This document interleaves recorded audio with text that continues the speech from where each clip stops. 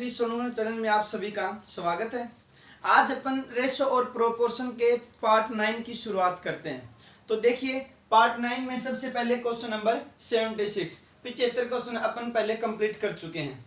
तो question number 76 देखिए, एक व्यक्ति अपनी संपत्ति को अपने 3 पुत्रों में 5:4:3 के अनुपात में बांटना चाहता था, लेकिन अपनी पत्नी के कहने पर उसने संपत्ति को 6:5:5:5:2 के अनुपात में डिवाइड कर दिया। पहला भाग पत्नी को दिया। इस दूसरे विभाजन की वजह से बड़े पुत्र को 15,000 रुपए का लॉस हुआ, नुकसान हुआ। तो पूछ रहा कि बताओ बीच वाले पुत्र को कितने रुपए का नुकसान हुआ। देखिए, वह व्यक्ति अपने धन को 5:4:3 में डिवाइड कर रहा था, लेकिन उसने अपनी पत्नी के कहने पर वह धन उसने 6:5:5:2 में डिवाइड किया। आप मुझे इतना बताओ कि अगर मैं ये मान लूं कि बड़े पुत्र को पहले 5 रुपए देना चाहता था, तो बीच वाले को 4 और छोटे को 3, तो टोटल रुपए कितने हैं उसके पास? 12। लेकिन बाद में उसने धन इस रेशो में डिवाइड कर दिया। तो आप इनको ऐड कीजिए, 6 और 5 11, 11 और 5 16, 16 और 2 18।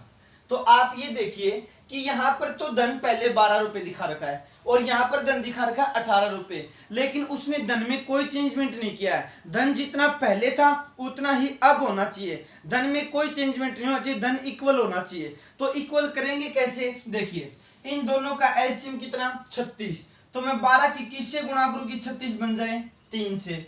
और 18 की किससे गुणा करूं कि 36 बन जाए? 2 से। तो 12 3 36 और ये भी कितना हो गया? 36। तो धन तो यहाँ तो 36 हो गया, लेकिन अभी यहाँ नहीं हुआ है। तो यहाँ किससे गुणा किया अपन ने? 3 से। तो 3 की तीनों से गुणा करो, 3 पंजे 15, 3 चौक 12 और 3 तिया 9।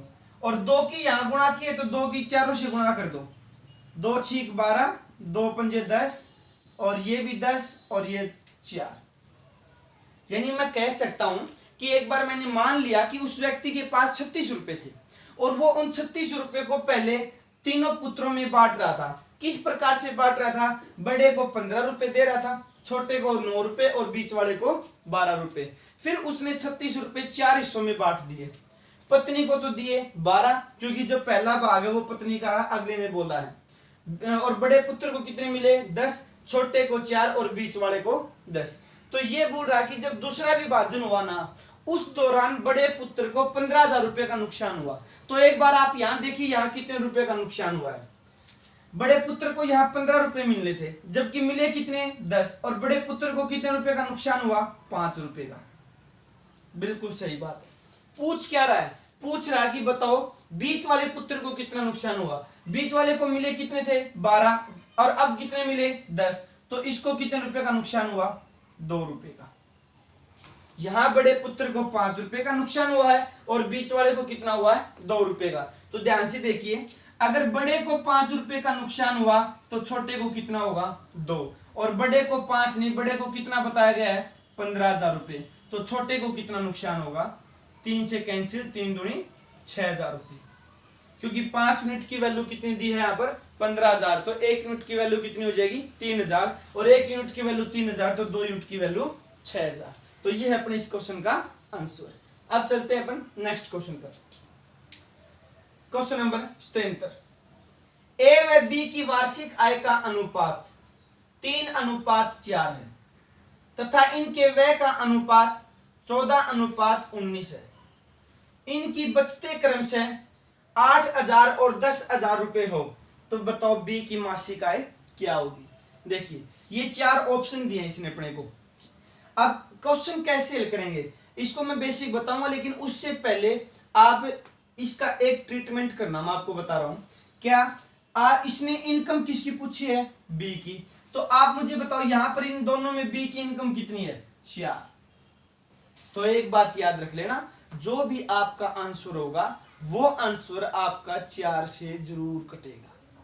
आप मुझे इतना बताओ, जो भी ऑप्शन होता है उस ऑप्शन में जो कॉमन जीरो होती है ना, उनको आप काट लो। इसमें 3 जीरो 3 जीरो 3 जीरो 3 जीरो, क्योंकि इनका कोई फर्क नहीं पड़ता है। अब 4 से 24 कटता है, बिल्कुल कटता है जी। 4 से 30 कटता है, नहीं कटता तो नहीं कटता, तो ये ऑप्शन नहीं होगा अपना। 4 से 36 कटता है जी, कटता है। 4 से 48 कटता है, बिल्कुल कटता है। तो ऑप्शन बच गए अब 3। अब इन 3 में से कैसे पता करें कि आंसर कौन सा है? ठीक है, मैं अगर 24,000 रुपए इनकम मानता हूं, तो ये बोल रहा है कि बी 10,000 रुपए की बचत करता है।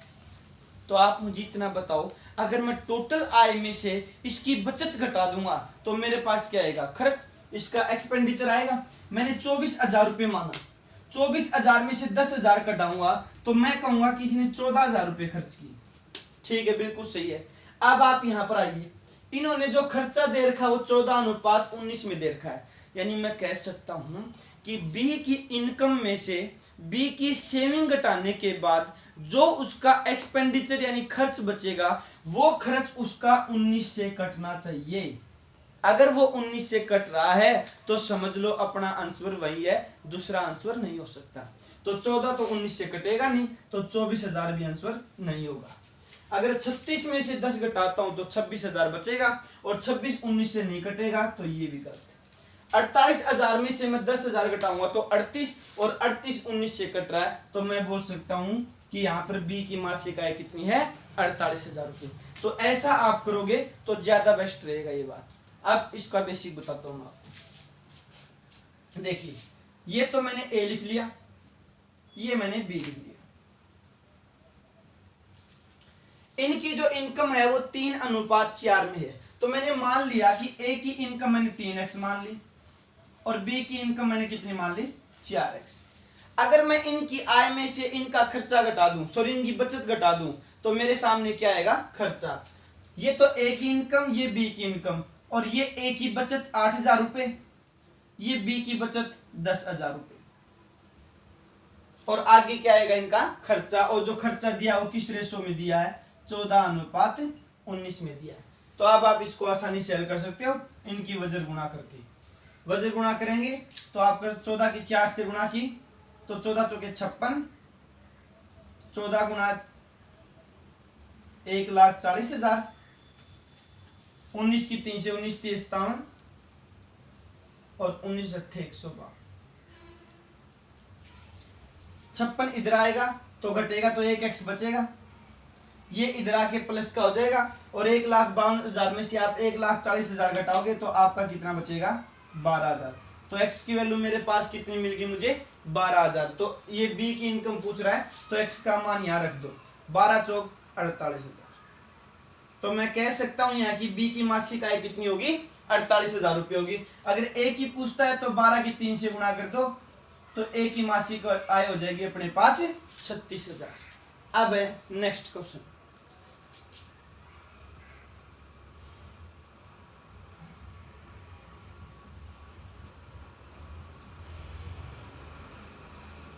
Question number 78। RST की आय का अनुपात क्रमशः 5:7:11 है तथा खर्चे का अनुपात क्रमशः 6:7:13 है। R की बचत उसकी आय का 1/3 है, 1/3। तो पूछ रहा है कि प्रत्येक की बचत का अनुपात क्या होगा? सेविंग का रेशो बताना अपने को यहाँ पर। ठीक है, देखिए ये तो हो गया अपने पास R, ये हो गया S, और ये हो गया 3। इनकी जो इनकम है वो इनकम का रेशो है 5:7:11, और यहाँ पर एक्सपेंडिचर यानी खर्चे का जो रेशो है 6:7:13। अब यहाँ देखिए, आर की जो बचत है, आर की बचत उसकी इनकम का 1/3 है। अगर मैं कह सकता हूं कि अगर इनकम 3 होगी तो उसका खर्चा 1 रुपये होना चाहिए, लेकिन आप यहां देखिए इनकम 5 दिखा रखी है तो खर्चा कितना है? 6। जबकि ऐसा कभी होता है कि अपन कम रुपए कमाए ज्यादा खर्च करें। तो आप मुझे इतना बताओ कि अगर मुझे ये 3:1 बनाना है, तो मैं आपको पहले भी बता चुका हूं कि किसी भी रेशो को अगर अपने अनुसार डालना है तो पहले उस रेशो को 1:1 बनाइए। क्योंकि मुझे ये रेशो 3:1 में चाहिए, तो पहले मैं इनको 1:1 बनाऊंगा। वो कैसे बनेगा, मैं 6 की इससे गुणा कर दूंगा, मैं 5 की इससे गुणा कर दूंगा, तो ये भी 30 हो जाएगा और ये भी 30 हो जाएगा, और काटेंगे तो 1:1 आएगा। 1:1 आने के बाद क्या करूंगा, मुझे 3:1 चाहिए, तो मैं इसकी 3 से गुणा कर दूंगा, और इसकी 1 से गुणा करें तो कोई फर्क नहीं पड़ेगा। तो अब ये रेशो आपका 3:1 बन जाएगा। तो आप मुझे इतना बताइए कि यहाँ पर किससे गुणा किया है, 18 से, और यहाँ 5 से, तो 18 की इन दोनों से भी गुणा करो, और यहां 5 से गुणा किया तो 5 की दोनों से गुणा करो। मैं कह सकता हूं 6 × 18, 18 पंजे 90। अगर आर की इनकम 90 रुपए होगी तो आर का खर्चा कितना होगा, 6 पंजो 30, और यहां गुणा करेंगे तो 18 × 7 126 और 7 पंजे 35, 18 × 11 198 और 13 पंजे 65। तीनों की इनकम मेरे पास आ गई, तीनों का खर्च मेरे पास आ गया, तो मैं तीनों की क्या निकाल सकता हूं, बचत निकाल सकता हूं। अब 90 रुपए में से 30 घटाएंगे तो मैं कहूंगा कि आर 60 रुपए बचाता है। 126 में से 35 घटाएंगे तो मैं कहूंगा कि एस 91 रुपए सेविंग करता है, और 198 में से 65 घटाएंगे तो ये हो जाएगा 133। तो आर एस टी की जो सेविंग का जो रेशो है, अनुपात है, वो है मेरे पास 60:91:133। ये इस क्वेश्चन का आंसर है। अब अपने पास क्वेश्चन नंबर 79।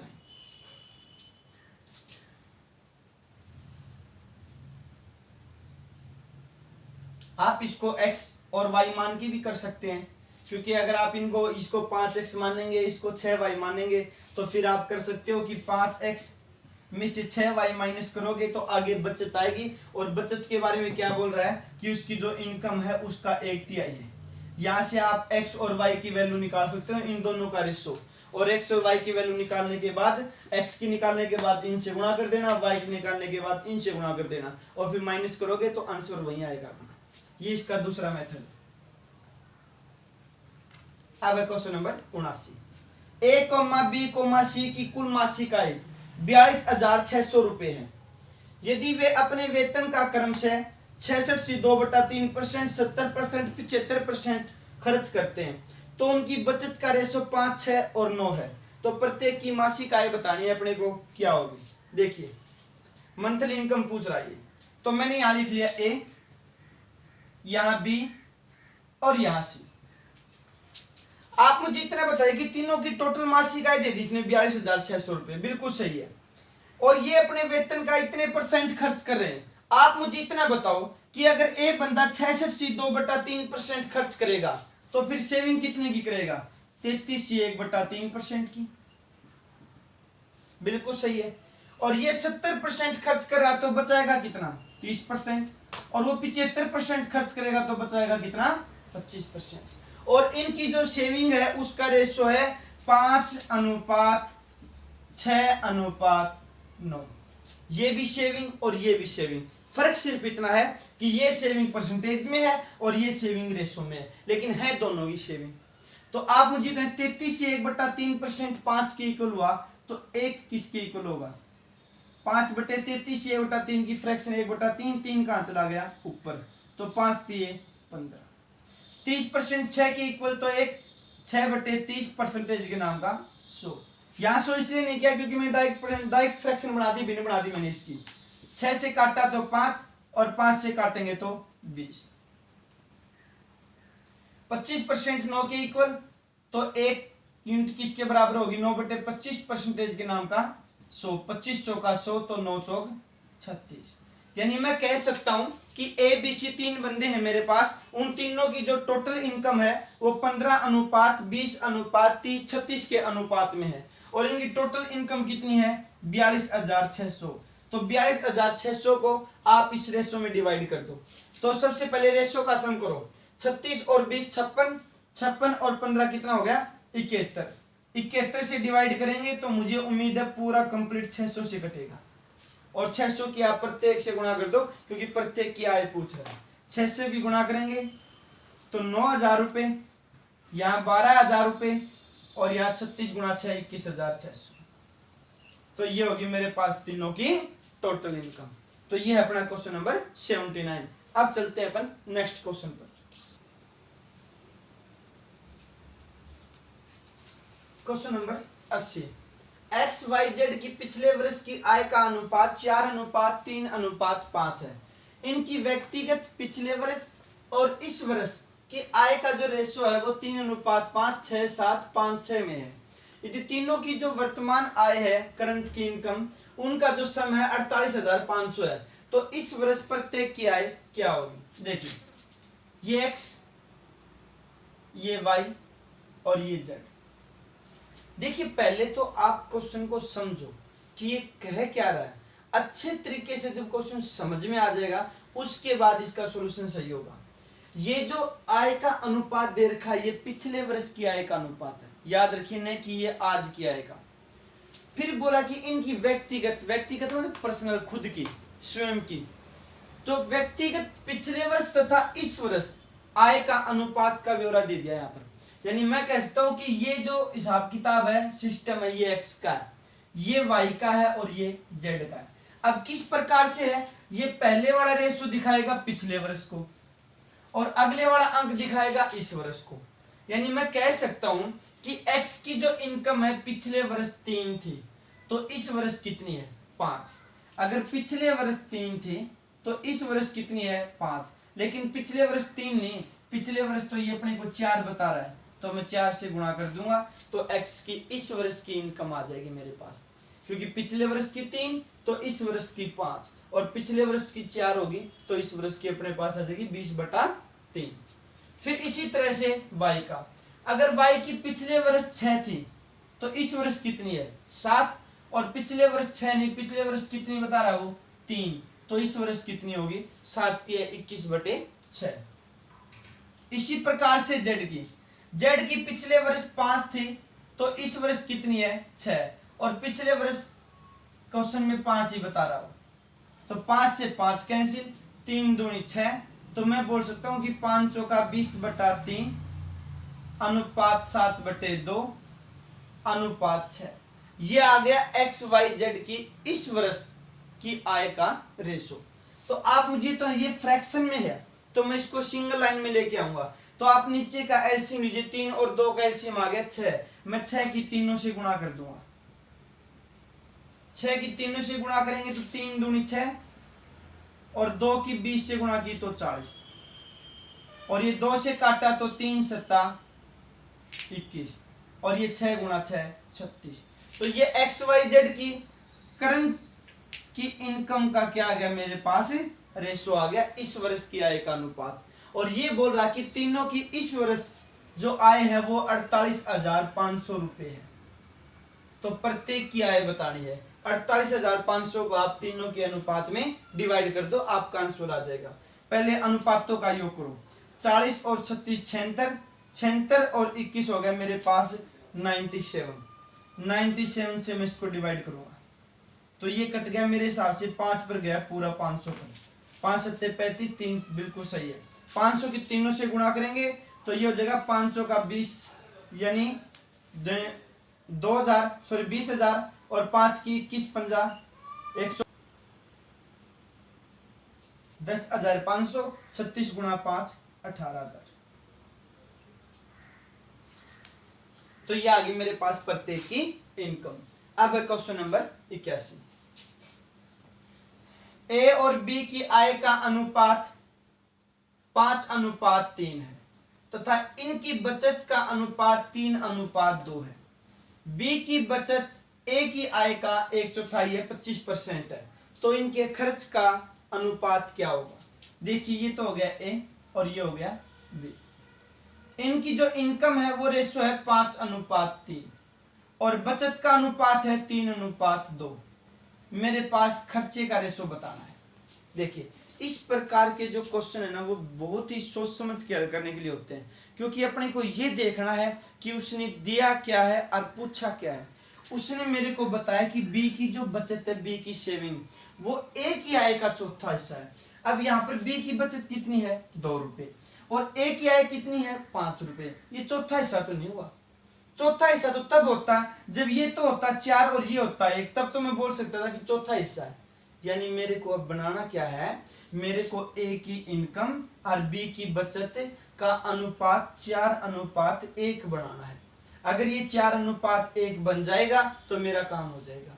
और मैंने आपको बता रखा है किसी भी संख्या को जब अपने अकॉर्डिंग डालना होता है तो पहले उस अनुपात को 1:1 जरूर बनाओ।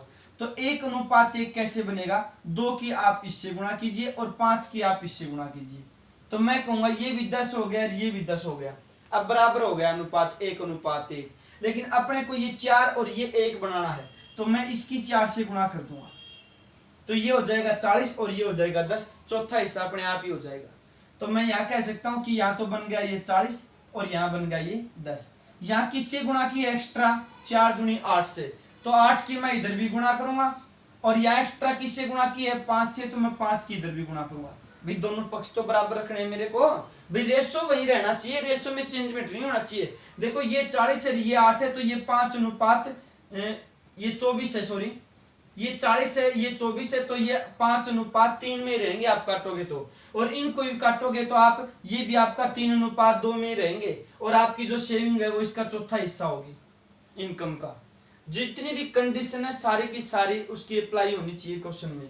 तो अब मैं बोल सकता हूं कि ए किया है 40, बचत 15, तो खर्चा कितना हो गया 25, ये 24 ये 10 तो कितना हो गया 14। तो यही मेरे से पूछा था कि ए और बी का जो एक्सपेंडिचर है उसका रेशियो क्या है, तो वो रेशियो है 25:14। ये अपने इस क्वेश्चन का आंसर है। अब है नेक्स्ट क्वेश्चन 82 का 82। 82 का क्वेश्चन देखिए, एक व्यक्ति प्रति माह अपनी आय को 4 पुत्रों में 3, 5, 7, 9 के अनुपात में बांटता है।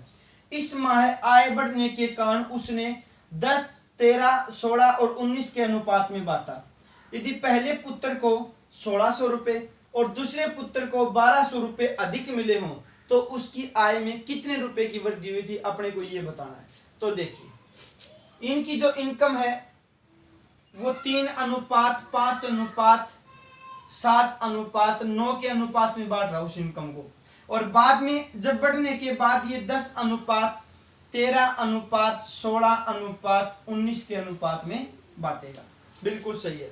तो आप ये बोलो कि पहला पुत्र ये हो गया, ये दूसरा, ये तीसरा और ये चौथा। पहले पुत्र को 1600 रुपए अधिक मिले।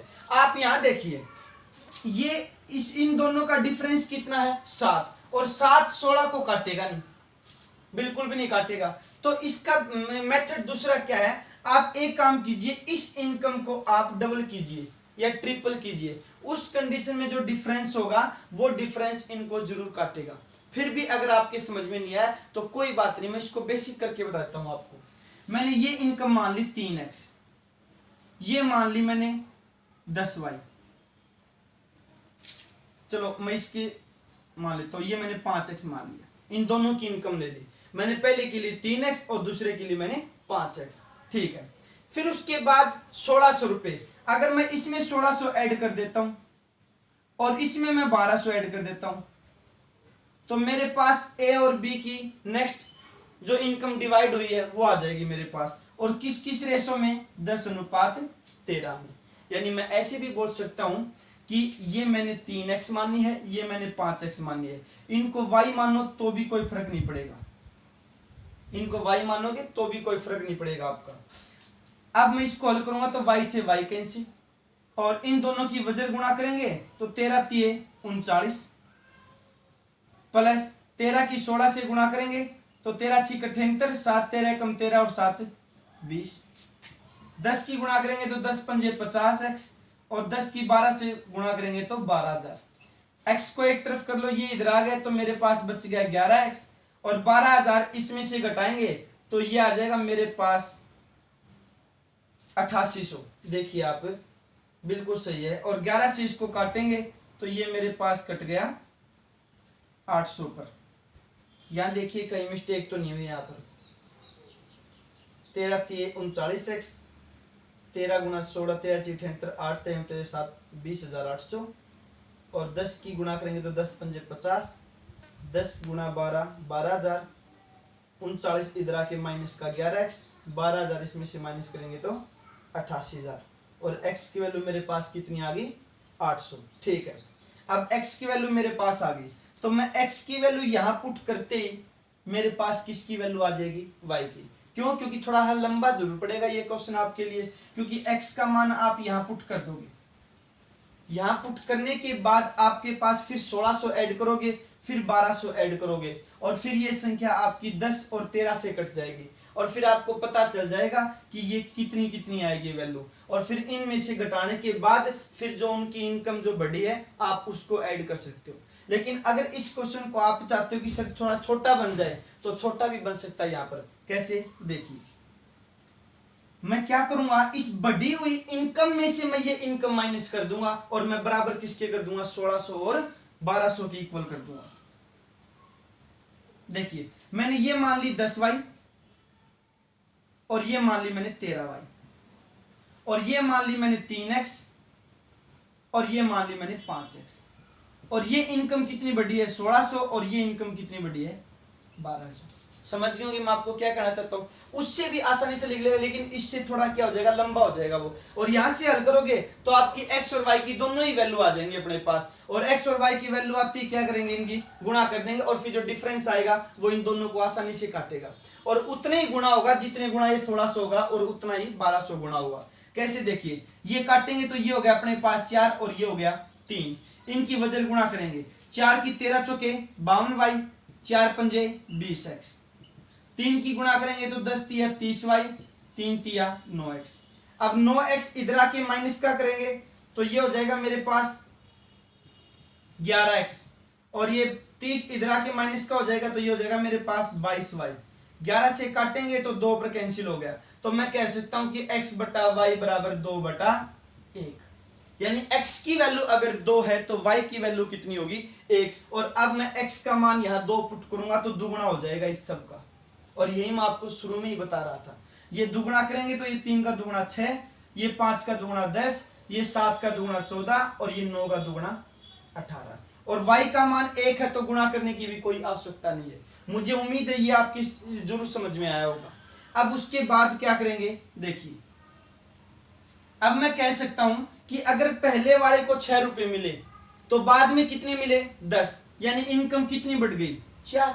लेकिन वो तो क्वेश्चन में बोला कि इनकम 1600 बढ़ गई, बिल्कुल सही है। 4 यूनिट की वैल्यू कितनी हुई 1600 और ये कितने गुना हुई, ये हुई 400 गुना, बिल्कुल सही है। यहां देखिए यहां कितनी बढ़ गई 2, भाई दूसरे बंदे की जो इनकम है वो कितनी बढ़ गई 2 बढ़ गई क्योंकि उसको 2 रुपए ज्यादा मिले हैं। लेकिन क्वेश्चन में कितने मिले हैं, सॉरी 3 रुपए, क्वेश्चन में कितने मिले हैं 1200। तो यहां देखिए अगर ये 400 गुना है तो भाई ये भी आपको 400 गुना ही मिलेगा, ये अलग नहीं मिल सकता। और अगर ये अलग मिल गया तो समझ लेना आपका क्वेश्चन गलत हो गया, कहीं ना कहीं आपने मिस्टेक जरूर की है और फिर से आपको चेक करना पड़ेगा। इसलिए मैं आपको स्टार्ट में ही बता रहा था कि जब आप ये वैल्यू इस प्रकार से दे तो आप उसको दुगुना कीजिए, तिगुना कीजिए। अगर तिगुना करोगे तो ये वैल्यू इससे ज्यादा निकल जाएगी। तो यहीं पर आप अनुमान लगा सकते थे कि इस रेशो को सिर्फ और सिर्फ डबल ही करना पड़ेगा, ट्रिपल नहीं हो सकता। और इसी रेशो से फिट बैठ नहीं रहा था क्योंकि इनका डिफरेंस 7 था और 7 से 1600 कट नहीं रहा था और तभी मैंने आपका ये डबल क्यों हुआ, ये ऐसा का ऐसा क्यों रहा, इसलिए मैंने आपको बेसिक करके बताया था वहां पर। अब यहाँ पर 14 है, ये 16 है, तो यहाँ कितनी इनकम बढ़ी 2 और यहाँ कितनी बढ़ी है 1। अब याद रखिए ये 400 400 गुणा है तो ये भी 400 400 गुणा ही होगा और ये 400 का दुगुना 800 और ये कितना हो गया 400। तो मैं कह सकता हूं कि जो उसका पहला पुत्र है, पहले पुत्र को 1600 ज्यादा मिले, दूसरे को 1200, तीसरे को 800 और चौथे को 400। तो आप ये देख लो कि टोटल कितनी बढ़ी है। भाई जो ज्यादा मिले हैं वही तो इनकम बढ़ी है उसकी। आप इनको ऐड करेंगे तो 800 400 12 12 24 24 और 16 4000। यानी मैं कह सकता हूं कि उस व्यक्ति की जो इनकम है वो 4000 रुपए ज्यादा बढ़ी है। ये इस क्वेश्चन का आंसर है। अब है अपने पास नेक्स्ट क्वेश्चन 83। एक राशि 31,150 रुपए की एबीसी में विभाजित की जाती है। यदि इनके द्वारा क्रमशः 250 रुपए, 280 रुपए और 520 रुपए दान किए जाएं तो राशि 8:15:20 के अनुपात में हो जाती है। तो ए का हिस्सा क्या होगा? देखिए इस क्वेश्चन को मान लिया कि ये क्वेश्चन अपने को नहीं आ रहा, लेकिन कुछ तो जुगाड़ करेंगे ये अपन। तो करना क्या है, देखिए ध्यान से। आप मुझे इतना बताइए कि यहाँ पर ए की इनकम कितनी है? 8। कब? जब 250 रुपए दान कर दिए उसने। तो ध्यान दो भाई, जो भी आपका ऑप्शन है उस ऑप्शन में से आप 250 रुपए दान करने के बाद जो शेष बचेगा वो आपका 8 से जरूर कटेगा। अगर 8 से नहीं कटा तो समझ लो अपना आंसर क्या है, गलत है। अब एक एक ऑप्शन को चेक करेंगे। 9760 में से आप माइनस करेंगे 250, तो 250 इसमें से आप माइनस करेंगे तो ये बचेगा मेरे पास 9510। आप ध्यान दीजिए लास्ट के 3 अक्षर 510 8 से नहीं कट रहा, 8 से नहीं कट रहा, तो इसका मतलब ये ए ऑप्शन नहीं हो सकता। आपको लास्ट के 3 अक्षर ही देखने हैं, क्योंकि आपको भाज्यता के नियम आपको पता होने चाहिए। वो नियम क्या होते हैं 8 से डिवाइड होने के। 8 से वही संख्या डिवाइड होती है या तो जिसके लास्ट में 3 जीरो हो, या फिर लास्ट के 3 अंक 8 से डिवाइड होने चाहिए। अब यह बी ऑप्शन पर चेक करेंगे। बी ऑप्शन में आप 250 माइनस करो, इसमें से 250 माइनस करेंगे तो ये मेरे पास बच गया 530, और 530 8 से कट नहीं रहा, तो बी ऑप्शन भी नहीं होगा। इसमें से आप 250 माइनस करेंगे तो ये 14270 हो जाएगा, और 270 भी 8 से नहीं कट रहा, तो ये ऑप्शन भी नहीं होगा। और डी ऑप्शन तो फिर अपने आप ही बच गया, वो तो चेक करने की जरूरत भी नहीं है। और फिर भी मैं आपको चेक करके बता देता हूं। मैं 5850 है, इसमें से आप 250 माइनस करेंगे तो आपका 5600 बचेगा, और आप देख सकते हो 56 आपका 8 से कटता है। आप बताता हूं इसका बेसिक। यहां पर 3 बंदे हैं मेरे पास एबीसी, और एबीसी को जो धन बांटा है वो 8:15:20 में डिवाइड किया है। डिवाइड तो किया कब? डिवाइड करने से पहले उनके 250 200 सिर्फ 520 रुपए पहले दान दिए गए हैं। तो आप एक बार इनको ऐड कीजिए, 250 और 280 हो गया 530, और 520 1050। 1050 रुपए टोटल दान दिए जा चुके थे। तो 1050 इसमें से आप माइनस कर दो, और 1050 इसमें से आप माइनस करोगे तो आप क्या आ जाएंगे 30,100 रुपए। अब ये रुपए बच गए, वो रुपए 8:15:20 में डिवाइड किए। तो अब 30,100 को इस रेशो में डिवाइड कर दो। डिवाइड करेंगे तो इनका योग कीजिए, 20 और 15 35 और 8 43। ये 43 से पक्का कटेगा, 100% कटेगा। 43 से काटेंगे इसको तो ये कट गया मेरे पास 700 पर। 7 21 2 7 28 2 30। अब 700 की प्रत्येक से गुणा कीजिए, 700 की 20 से गुणा करेंगे तो ये हो गया 14,000, और ये हो गया 10,500, और ये हो गया 5600। तो ये ए के रुपए, ये बी के और ये सी के। कब? दान देने के बाद। लेकिन ये तो अपने को ए का टोटल हिस्सा पूछ रहा है अपने पास। तो ए के कितने रुपए दान किए थे? 250। अब वो 250 रुपए इसमें ऐड कर दो। तो इसका मतलब दान देने से पहले ए की टोटल राशि कितनी थी? 5,850 रुपए थी। तो ये इस क्वेश्चन का आंसर। अच्छा क्वेश्चन है, बहुत ही बढ़िया क्वेश्चन है। अब अपन नेक्स्ट वीडियो में फिर से मुलाकात होगी, तब तक के लिए नमस्कार।